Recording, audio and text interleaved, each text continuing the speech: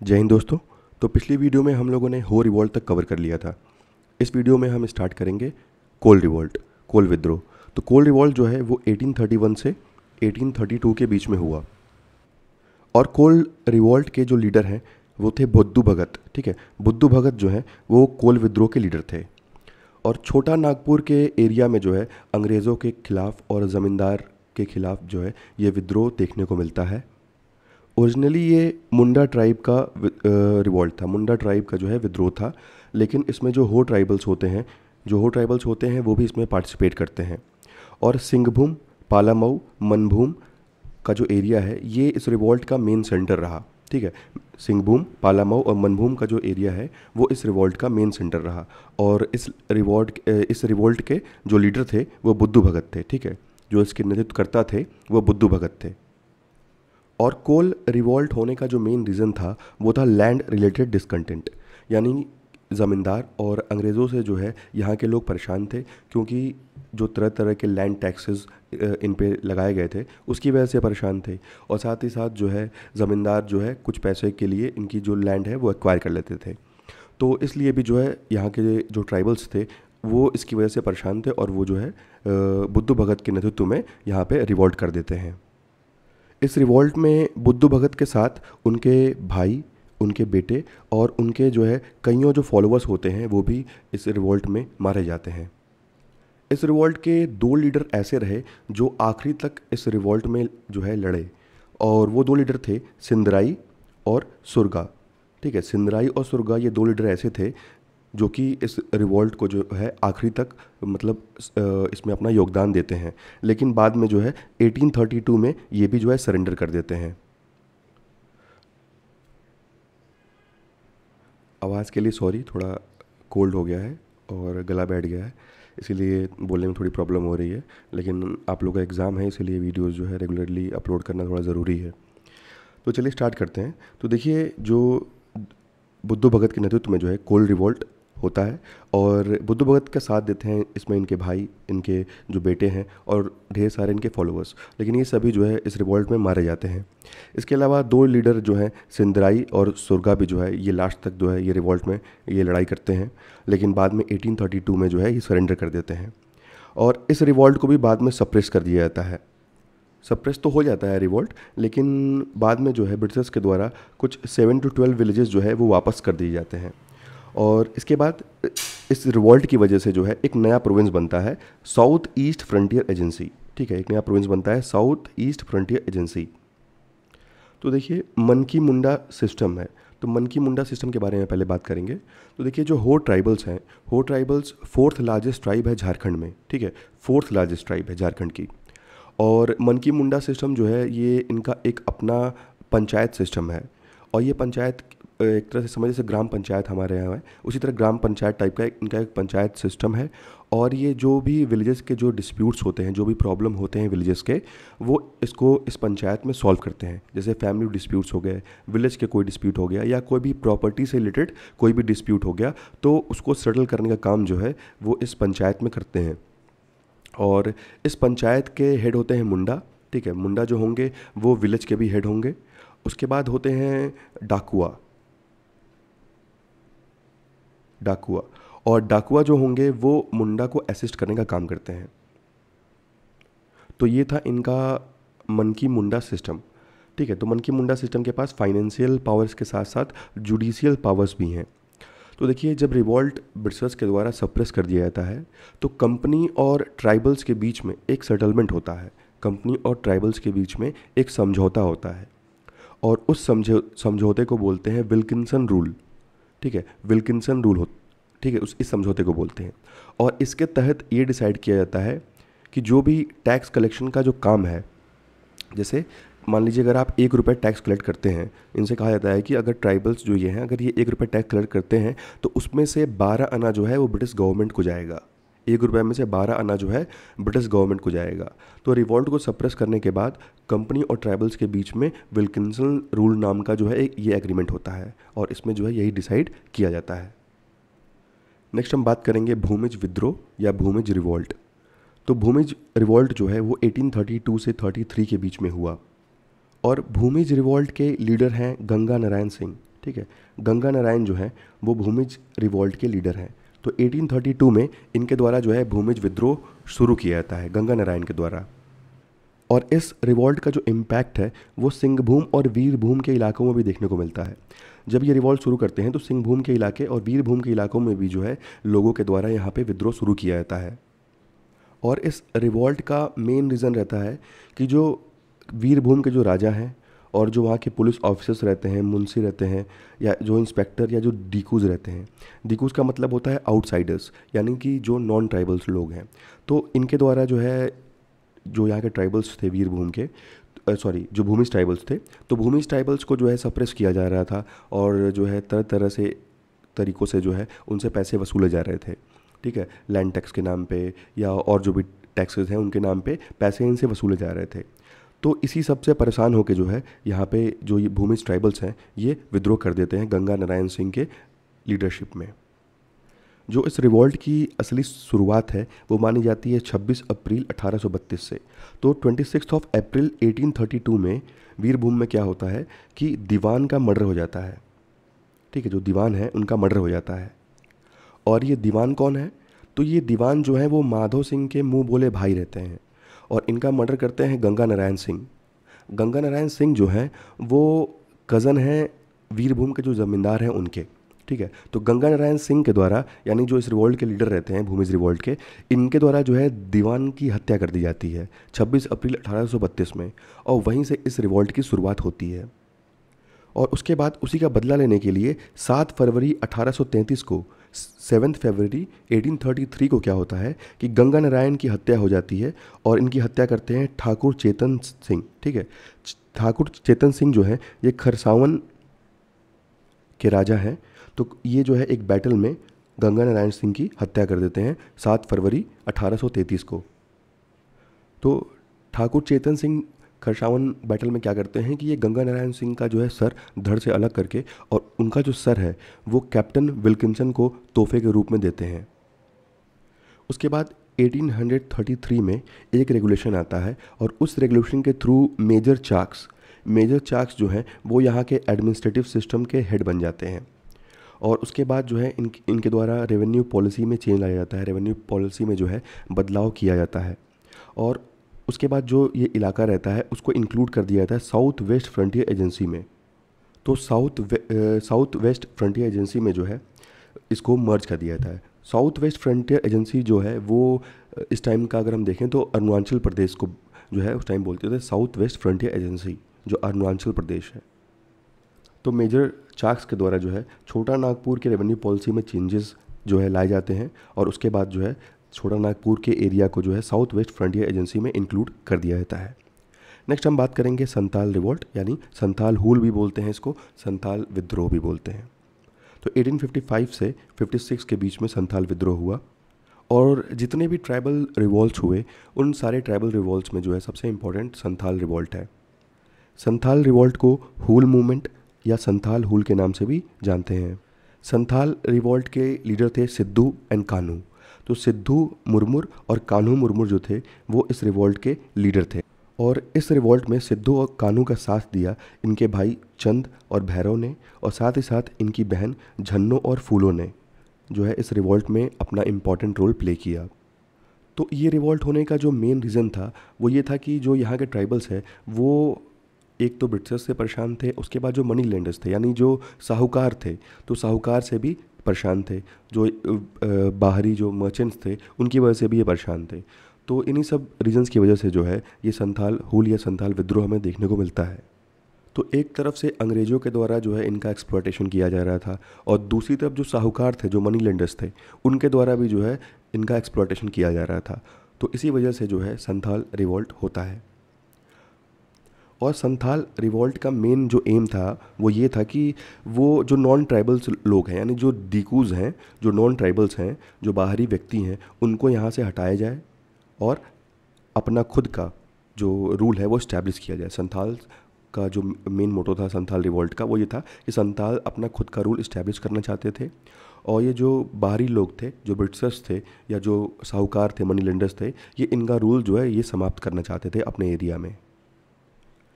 30 जून 1855 को भगनडी में करीब 10,000 ट्राइबल्स जो हैं 400 गांव से आते हैं और यहाँ पे इनकी मीटिंग होती है। तो 400 गांव से करीब 10,000 ट्राइबल्स भगनडी में इकट्ठा होते हैं और 30 जून 1855 को यहाँ पे एक मीटिंग होती है और इसी मीटिंग में एक स्लोगन दिया जाता है, our country and our rule. Our country and our rule जो स्लोगन है वो इसी मीटिंग में दिया जाता है।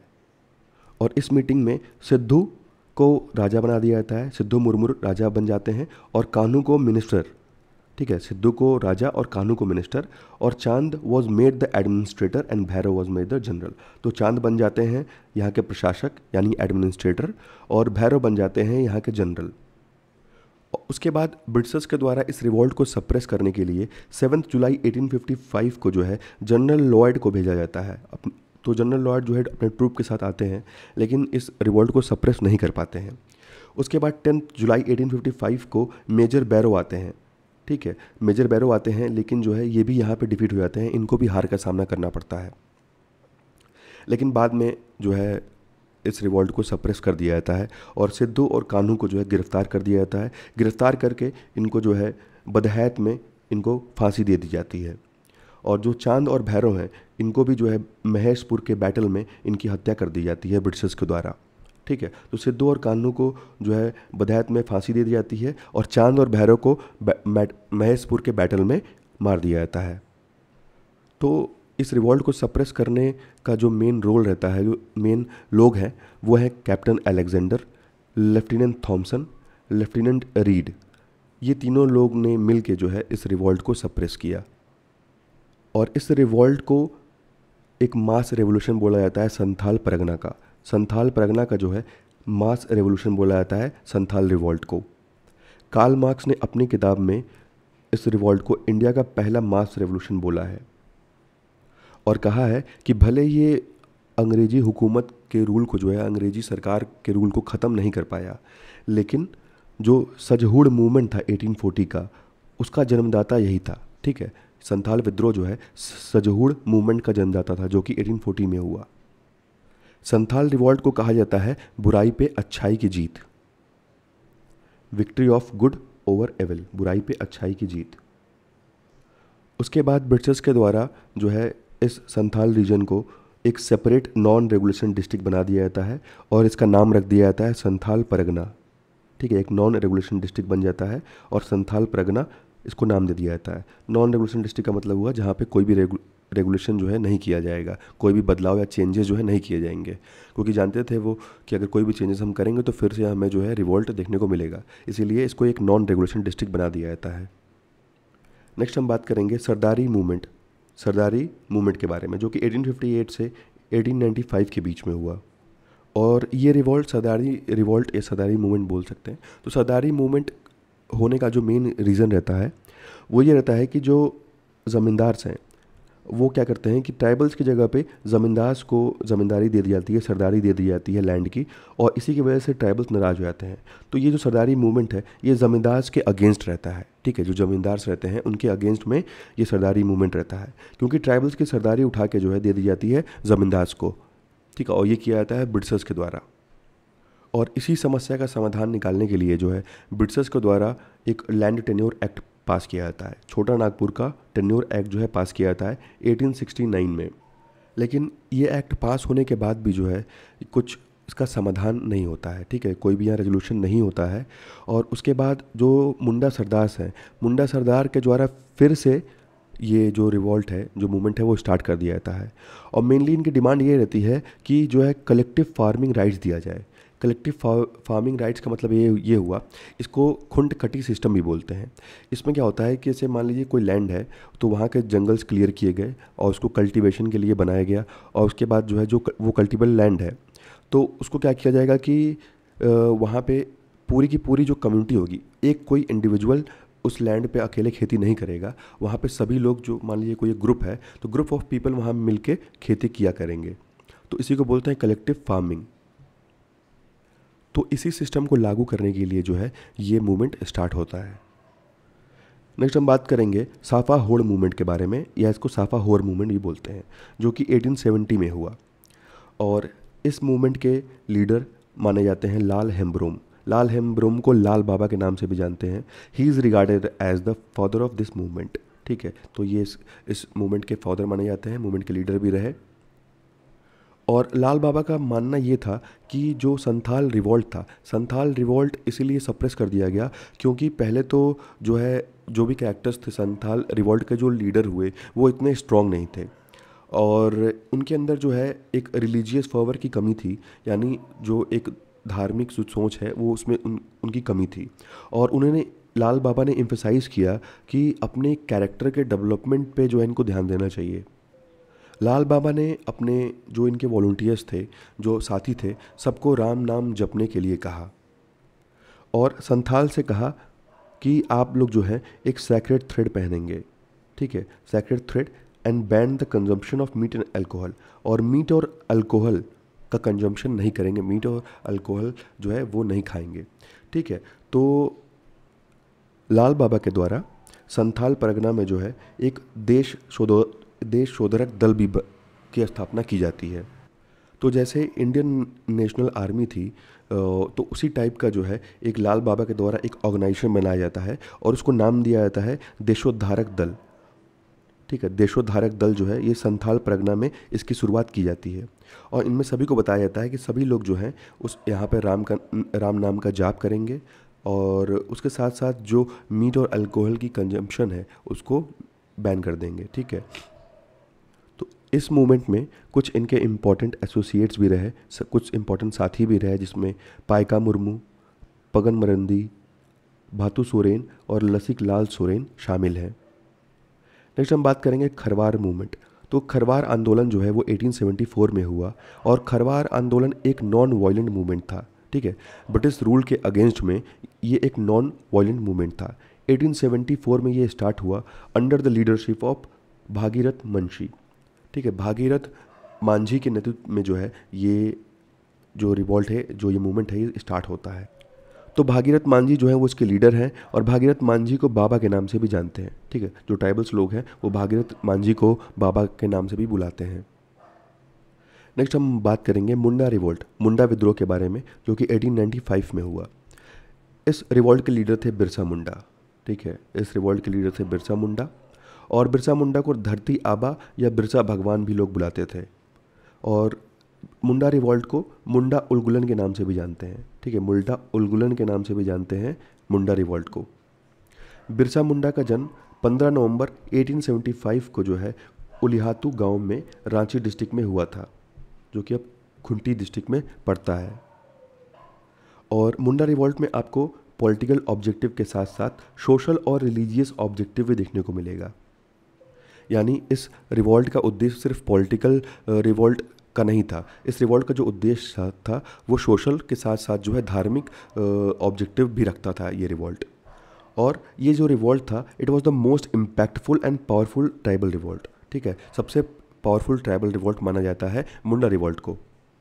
और ये रिवॉल्ट स्टार्ट हुआ खुंडकटी सिस्टम के विरोध में। खुंडकटी सिस्टम के विरोध में जो है ये रिवॉल्ट शुरू होता है। तो बात करें खुंडकटी सिस्टम क्या है, तो देखिए जो मुंडा ट्राइबल्स थे वो कुछ एरिया जंगल का काटते थे, उसके बाद उसको उस एरिया को जो है उस लैंड को जो है वो कल्टीवेशन के लिए फिट बनाते थे। ठीक है, कल्टीवेशन के लिए फिट बनाते थे। उसके बाद जो पूरा का पूरा कल्टीवेबल लैंड है, पूरा का पूरा जो वो लैंड रहता था वो किसी एक पर्टिकुलर पर्सन का नहीं होता था, वो किसी एक इंडिविजुअल का नहीं होता था, वो पूरा की पूरी मुंडा क्लैन का होता था। ठीक है, जितने भी मुंडा के लोग थे सबका वो हुआ करता था। ठीक है, तो उसके कोई एक ओनर नहीं होता था लैंड का और वहाँ पे लोग सब मिलजुल के एक साथ फार्मिंग करते थे, तो इसी को कलेक्टिव फार्मिंग भी बोलते हैं। तो खुंडकटी सिस्टम के एबॉलिशन को लेकर के जो है ये रिवॉल्ट शुरू हुआ। और साथ ही साथ जो मुंडा ट्राइबल्स हैं इनको एक्सप्लॉइट किया जा रहा था बैठ बेगारी सिस्टम के द्वारा। बैठ बेगारी सिस्टम क्या है, तो बैठ बेगारी सिस्टम को बोलते हैं बॉन्डेड लेबर, यानी कि जो बंधुआ मजदूरी का जो सिस्टम है उसके अगेंस्ट में और साथ साथ खुंडकटी सिस्टम को लागू करने के लिए। ठीक है, क्योंकि खुंडकटी सिस्टम को जो है एबॉलिश कर दिया गया था और उसी के विरोध में जो है ये रिवॉल्ट स्टार्ट होता है। 1895 में ये रिवॉल्ट स्टार्ट होता है। 1895 में बिरसा मुंडा जो है अपने आप को डिक्लेयर करते हैं कि मैं जो हूँ वो मैसेंजर ऑफ गॉड हूँ, यानी भगवान का दूत हूँ। और बिरसा जो है ये आर्म्ड रिवॉल्ट प्लान करते हैं।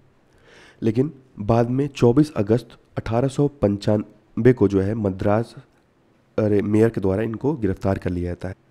तो जो ये मुंडा रिवॉल्ट है ये एक आर्म्ड रिवॉल्ट है, ठीक है। तो 24 अगस्त 1895 को मेयर्स के द्वारा बिरसा को अरेस्ट कर लिया जाता है। उसके बाद 30 नवंबर 1897 को इनको रिलीज़ कर दिया जाता है, क्योंकि क्वीन विक्टोरिया थी उस टाइम, तो क्वीन विक्टोरिया का डायमंड जुबली सेलिब्रेशन था। तो इसी सेलिब्रेशन को देखते हुए जो है इनको जेल से रिहा कर दिया जाता है। जेल से रिहा होने के बाद बिरसा मुंडा क्या करते हैं कि दुम्बारू बुरू में जो है एक मीटिंग बुलाते हैं अपने कुछ ट्रस्टेड लोगों की, दोस्तों की, अपने कुछ रिप्रेजेंटेटिव की, ठीक है। दुम्बारू बुरू में बिरसा मुंडा जो है एक मीटिंग बुलाते हैं और इस मीटिंग में ये डिसाइड होता है कि इस रिवॉल्ट की जो शुरुआत है वो 25 दिसंबर 1899 से जो है विद्रोह किया जाएगा अंग्रेज़ों के खिलाफ। तो उसके बाद 25 दिसंबर को जो है 1899 को ये रिवॉल्ट की शुरुआत हो जाती है खुंटी में, रांची, बसिया, तमड़ और चक्रधारपुर में। ये इस रिवॉल्ट की जो शुरुआत है वो हो जाती है।